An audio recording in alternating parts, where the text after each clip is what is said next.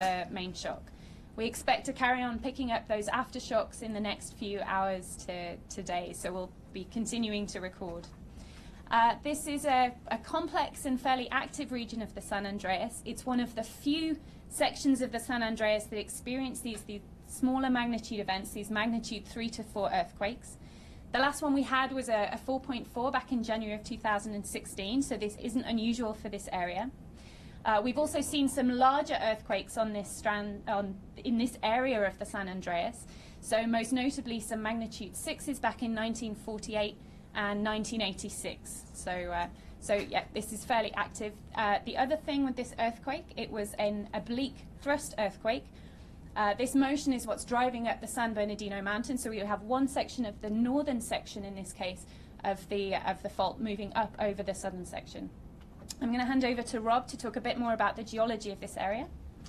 Yes, so thank you, Jen. So as Jen had mentioned, this area is rather complicated. It is dominated by the San Andreas Fault. It's referred to as a San Andreas Fault Zone, but there are a number of faults which run through here. This morning's earthquake occurred in the northern part of that zone. It's close to a branch of the San Andreas called the Mill Creek Fault, and that fault does have a tendency or a northward dip to it. So it's possible that this earthquake this morning occurred on or near that section. It's very difficult, though, to assign a specific fault given the depth without any surface rupture. As Jen had mentioned, there are numerous other faults in this area or strands of the San Andreas. We would definitely associate this earthquake with a San Andreas fault system. It's not atypical in that sense, as Jen had mentioned. There's numerous seismic activity in this area, but it's not possible to say with any definitive or conclusive statement that it was on the San Andreas or not. Definitely we will be monitoring this area, this activity. With any earthquake, the probability of a larger earthquake does increase. We estimate that there's a 1 to 2% chance in the next week of having an event larger than today's magnitude 4.5. Now that probability will decrease with time over the next several days. So it's a small increase, but an increase nonetheless. So let me hand it back to Jen at this point. Okay, so I was just going to speak briefly about how this was felt. We haven't had any reports at this point of any damage. The strongest shaking picked up by our seismometers was sort of moderate to strong shaking, and the event was widely felt, especially in the urban areas. From San Diego to Los Angeles, we've had reports of weak shaking. We've got some images of the way our seismometers picked up this earthquake. The digital seismometers, we've got very close instruments there in Palm Springs. So we did pick up some decent shaking on the seismic instrumentation, but no reports of damage. Okay, one last thing I'd like to talk about in our briefing is the performance of the Shake Alert system. This is the earthquake early warning system that the USGS and its partners, including Caltech, have been developing. The system performed very well. The earthquake was detected within a very short time after it started because of the dense instrumentation. The systems broadcast out an alert within 4.1 seconds of detecting the earthquake, which means that there was a very small area, only about a 1 mile radius around the epicenter where the warning did not get out before the shaking actually arrived. Some other nearby cities, for example, Palm Springs, had about a 5-second warning. The city of Riverside had about 8-second warning time, so that it means that the warning arrived at that location 8 seconds before the shaking waves arrived. Again, I want to reiterate those shakings in Palm Springs, the shaking in Palm Springs and in Riverside was still light. It was not damaging. And just as a point of reference, here in Pasadena or the Los Angeles area, the warning arrived about 30 seconds before the strong shaking waves had arrived. So the system performed as expected, performed very well in this particular earthquake. Again, the shaking was still rather minor, light, but the system behaved and performed as we expected it to. We should probably just say that the system is still in prototype, so yes. This was picked up by researchers and collaborators in this project. Yeah. So just to reiterate that, the warnings went out to our kind of beta users. So the hope is to have that rolled out for public use within the next year or so. And I think, so we can take questions now at this point for either Jen or myself. If you have specific questions, you can identify or send it to one or both of us.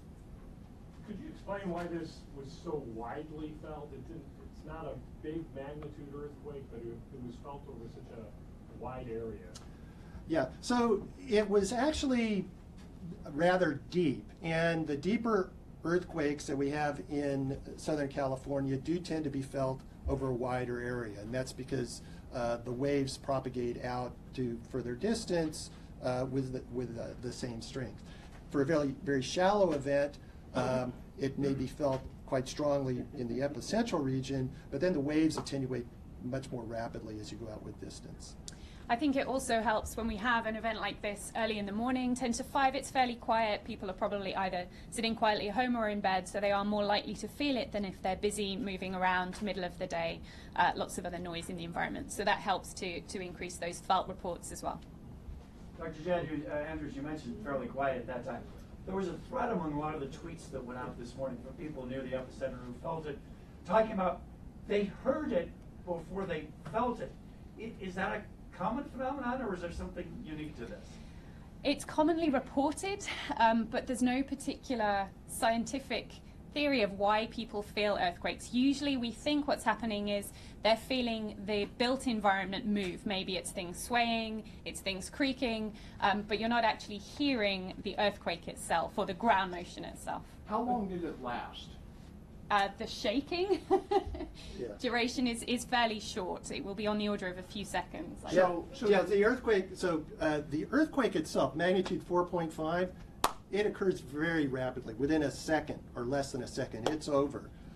But what you may be asking is how long did it last in terms of the shaking? And the shaking that you experience at a particular location is going to be different as you get further away or the type of geology that you're on. So it's a little bit hard to come up with just a single definitive answer to that. But I guess my question is, we keep hearing about the big one, and it's going to be 100 seconds. I mean, I've lived in LA my whole life, and even the 71 quake in Northridge was, 10 seconds? People have no clue. I mean, 100 seconds? Yeah, so that is why the big one is potentially so devastating, because the duration, 100 seconds, is the actual time it's going to take for the fault to start ripping at one end and go 150 or 200 miles to the other end. And so you're radiating energy, shaking energy that whole time. It's going to impact a huge area. And we have some videos of simulations of that are going on over here. Let me also just say that today, again, I'm going to sound like a broken record. Be prepared, okay? If you live in Southern California, you cannot claim that you did not know earthquakes will occur. This is a good test. Check your emergency supplies. Think about what you can do to get in contact with your family. Most of us will survive the big one in terms of injury, but we need to survive the recovery from the earthquake. Is your house going to be usable? Is your place of business going to be accessible? Can you get there? Do you have power? Do you have water? Surviving the aftermath is more important in many respects than surviving the earthquake. Doctors, you touched on this earlier, but can you tell us a little bit more about what's going on with the San Andreas Fault in this area? And was this a big enough event to have changed the stresses there and made a big event on the San Andreas more likely? Yeah, so you're absolutely right that this is a very complicated area, the San Andreas. It's very well studied, but because there's numerous strands of the fault, and it's not clear which of those strands will take the large motions in a large earthquake. Certainly today's earthquake did change the state of stress. It occurred because the stresses built up and were released. It's likely that in and of itself this earthquake did not change the state of stress in a significant enough fashion to precipitate a large earthquake. But we don't know for sure. So if a large earthquake were to occur later today, I don't think there's any seismologists or geologists that would be surprised that were to happen. And again, that would be the type of quake that could unzip along the San Andreas. It could, and it really depends on the state of stress, not only in that area, but also as you get further away along the San Andreas. And unfortunately, this is all happening, 5-10 miles beneath the surface of the Earth. So we don't, it's hard to delineate exactly what the current state of stress is, how this earthquake actually changed that and reoriented it. But this was a thrust event, right? There was some uplift? Yes. Yes, this was an oblique thrust fault. So as we say, the San Andreas at this point is not completely aligned with our plate motion. So it isn't purely horizontal motion on our fault here. So it's driving, we've got this kink, and it's driving up the San Bernardino Mountains as they get pushed up in the north over the southern section. And we do, just to further sort of speak about the state of stress here, we do see earthquakes of this magnitude every couple of years in this area. It is surprisingly active for the San Andreas here. And if I could follow up, forgive my ignorance, I thought most of the San Andreas was strike-slip. It is, yes, yeah. So because this isn't perfectly aligned, you can kind of see on our maps here that normally the San Andreas is, let me think, northwest-southeast. Here it's turning slightly closer to east-west. And that shift in the orientation is what contributes to it having that push to it, that thrust motion to it, that vertical movement on the fault, which we don't experience on other sections of the San Andreas. So did the mountain move up slightly this morning? Yes, very, very slightly. And actually, that's something we will be looking at to see if that was measurable. If it is measurable, it's going to be very, very small. But it is likely, a likely hypothesis is that the San Andreas Fault and this type of motion over the millennia has created a mountain range. That's why we have mountains in Southern California. Those are related to the faulting activity. Is there any possibility it's related to Hawaii? Hawaii. The chances, so the question that came out was, is today's earthquake related to the activity of the eruption at Kilauea? The direct correlation is that it's not related. You could make an argument that it's related in the grand scheme of things in terms of the global plate tectonics and so forth, but there's no direct correlation between the activity that's going on in Hawaii right now and today's earthquake. It's coincidence only. It's coincidence. Coincidence, yeah. Mm-hmm. Any other questions? I'll keep asking if nobody else will. With the early warning system, how far out does the messaging go? How far away do you get where it's so light that you don't bother to notify? Well, yeah, it will actually be broadcast out much further than the shaking. And the intent there is, let's err on the side of being conservative. And in fact, if there's a subscriber that happens to have their Shake Alert app and they're in Alaska, they would get the warning, right? And it would say,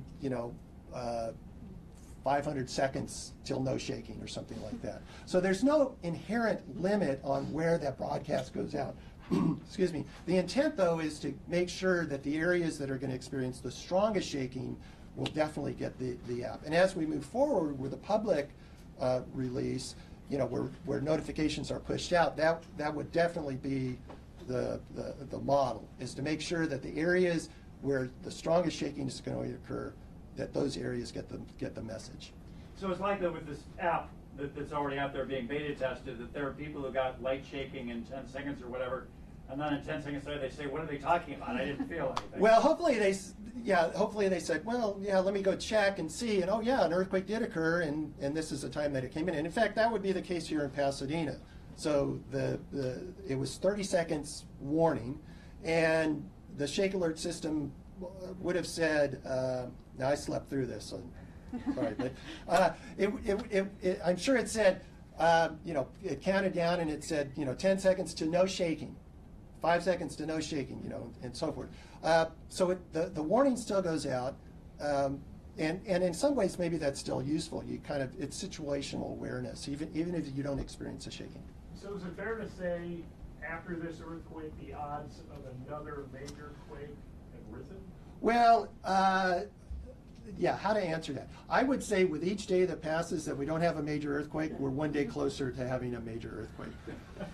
It's difficult to quantify the impact of today's earthquake in that broader scheme. So we have statistical models that look at this, and that's where this 1 to 2% number comes. You know, within the next week, there's a 1 to 2% chance of having a larger earthquake than today's magnitude 4.5.